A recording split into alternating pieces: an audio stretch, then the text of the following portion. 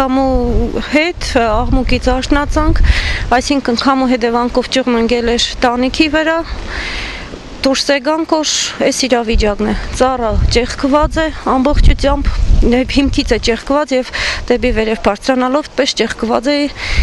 երեխեքին տանից դուրս ենք անել մի վտանգավոր իրավիճակի, ամեն րոպե սպասում ենք, որ ծառը կարող է լինի տան վրա։ Դիմեցին քաղաքապետարան փակեր, բայց այնուամենայնիվ իրանք էլ արդեն տեղյակ են, իրանց ներկայացուցիչներն էլ են եկել, դիմեցին կարգ իրավիճակներին,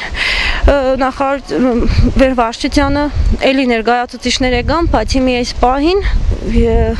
անգամ իրանք այդ ծառ կտրողին են տրամադրել, բայց այս պահին ոչ մի օգնություն դեռ չկա։ Նույնիսկ չգիտենք թե ինչով պիտի վերջանա այս ամեն ինչը։ Որովհետև նու ասեցին պիտի ինչ-որ այդ կռան բերեն, կռանը բերելու հնարավորություն չունին, թե ինչ այնուամենայնիվ այս պահին